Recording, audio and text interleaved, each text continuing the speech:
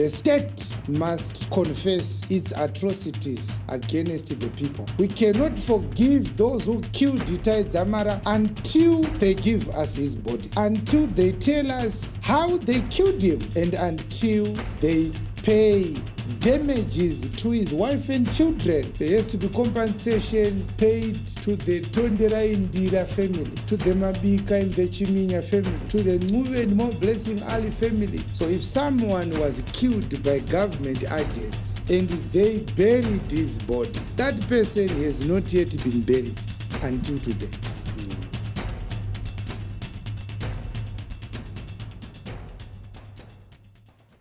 Our nation is cases. There are people who are not yet buried in Zimbabwe. There are people who died during the war, who did not die because of the war. They were murdered. So if somebody catches up with Chiwenga, kills Chiwenga, digs a grave, and puts Chiwenga's body in that grave, that is not a burial. I don't know if you know this. Burial is a ritual. There are people who are competent to bury someone. The government is not allowed to bury anyone. You understand? Yeah. Nobody can be buried by the state. The government is not authorized by the law of godliness to bury anyone. The government can attend a burial, but the government cannot bury anyone. Yes. Burials are done by families. Hama dzako dziropa, hama dzako ndo dzinokuviga. So if someone was killed by government agents and they buried his body, that person has not yet been buried until today. For example, Itai Dzamara is not yet buried. So what do we do? Do you think sanctification can take that away? No. Huh? Why do you think they brought Patrice Lumumba's tooth from Belgium to bury it in the Democratic Republic of Congo 2 years ago? They killed the Prime Minister of the DRC. They put his body and dissolved it in acid. The person who did it on behalf of the Belgian government only kept one tooth that belonged to the president, the Prime Minister of DRC, Patrice Lumumba. And they took the tooth to Belgium only to return it 2 years ago. Why do you think the nation of DRC convened a funeral and bought a big coffin to put one tooth there? Huh? Why do you think they did that? Do you think it was just an ordinary process? There was no body for the Prime Minister. They dissolved the body in acid. And what I was saying is that one of the things that is very shameful is our inability to unite as African countries. Africa must unite and demand reparations from Europe for the effects of colonialism. If I was the president of DRC, I would not have received the tooth of our former prime minister from Belgium without receiving compensation for treason that was done by a foreign power. Killing a prime minister of another country, replacing him with a puppet so that you can continue to steal. And one day you just say, we are sorry. We are sorry. You can take his tooth and bury it home. It was very unfortunate, but remember the times were terrible. No! The times were not terrible. You were terrible. Africa must be paid reparations for the ransacking and the plundering of Africa during the colonial era by the erstwhile colonial masters. Europe must pay compensation to African countries. Some countries have not yet recovered to this day from the divisions sowed by colonial masters amongst the traditional peoples of Africa. So, in order for our nation to be redeemed for its cases, after God has heard our supplications, He will give us a leader who cares about God. Not a leader who types that God is in it and then at night he collects money from people who are wearing masks. No, that's not what we are talking about. We are talking about a leader who really loves God and loves the people, who is willing to take the nation through a restorative process,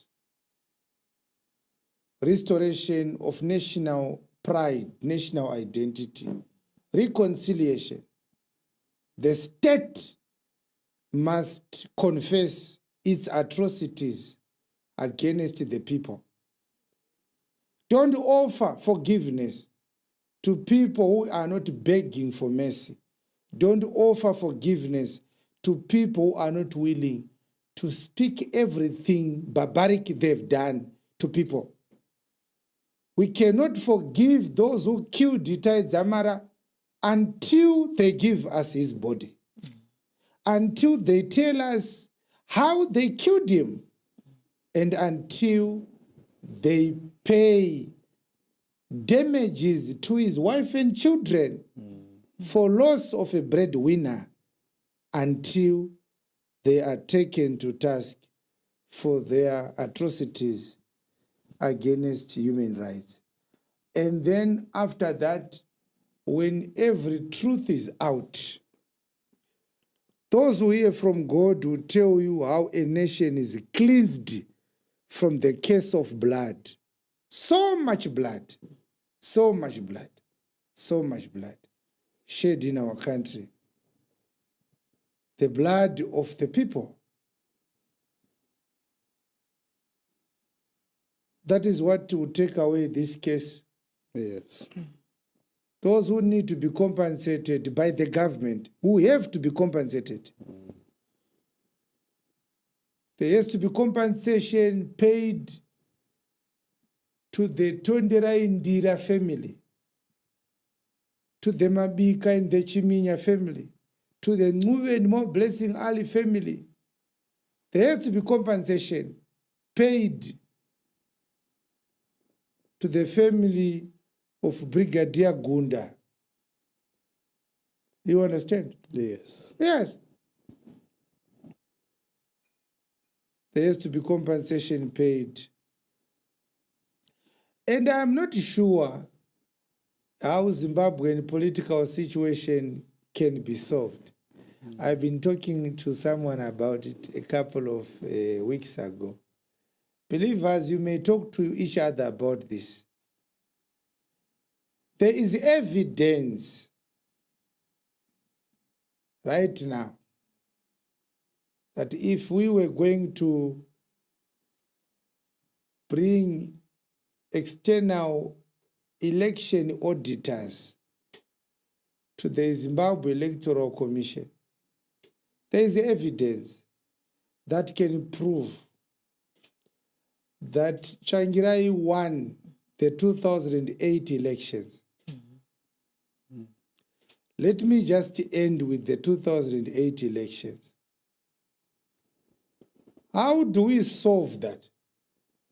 As we sit here, who is the right person to lead Zimbabwe? Yeah. Because there's no more MDC. Munhu wacho akawina election akabirwa akafa. Can we hold fresh elections to find a fresh leader? When we did elections and somebody won and the election was stolen, what happened to restorative justice? Maybe we have to appoint Tsvangirai's son to govern Zimbabwe on behalf of his father, if he is competent. How can you handle that? I don't know. Think about it, believer. We can prove that. There is still an election. Tsvangirai should have been declared the president of Zimbabwe in the 2008 election. He won resoundingly. There's evidence to that. And the question from Chiwenga is, if we get people who want to correct the wrongs, what do we do with stolen elections? Who is fit to be the president? Because if we don't take that into consideration, we are acknowledging that our election system is not important. We can do elections, get a person to win, steal the election, and just move on. Let's move on. Let bygones be bygones. It doesn't work like that. Yeah. What happens if you steal my car and I catch you? Can we say let bygones be bygones? And now if Tsvangirai was to run as president from 2008, the electoral play field was going to be different from what it was in 2013. Yes. What are the chances that with Tsvangirai as president, ZANU was going to win the 2013 election? Huh? It's scary to think about it. So they rigged an election. Then they forced Tsvangirai to negotiate a government of national unity. I haven't received any meaningful explanation to date how MDC technocrats accepted to take the prime ministership after their candidate was the one who had won the election. Handisi kuti vakatadza asi ndiri kungoti asati zvameka sense kwandiri. Vanonamata nevanonamatirwa ndibatsireiwo ipapo. Kuti was it wisdom that caused the MDC to settle for the prime ministership after Tsvangirai had won the election? They came back with the office of the prime minister and Mugabe as the executive president. And he took more ministries in that negotiated government. It doesn't make sense to me. Yeah. You do win an election, do our deputy headmaster. We are cover election, they are headmaster. I don't understand. Maybe the opposition was already compromised by then. What do you think? This is my opinion. If you don't agree with it, it's fine. But that's what I think. I couldn't have made that decision myself. Tsvangirai had leverage. He had a stronger position because he had rendered Zimbabwe ungovernable. And the government was forced into the negotiating table. What changed their position? What caused them to compromise to that level? Tsvangirai was supposed to take the position of president, and Mugabe was supposed to resign, and probably someone in ZANU should have been the prime minister. That was, to me, a demonstration of some inferiority complex on the part of Mr. Tsvangirai. We know what they said, their explanations.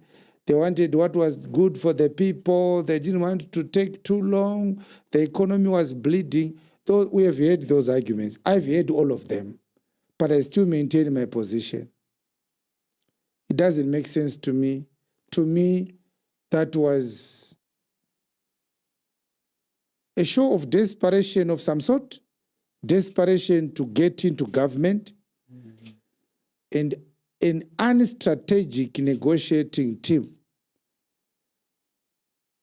Yeah, that's what I feel. But Zimbabweans will need supplications, and then let's pray that through those supplications we get a leader who is willing to correct the anomalies.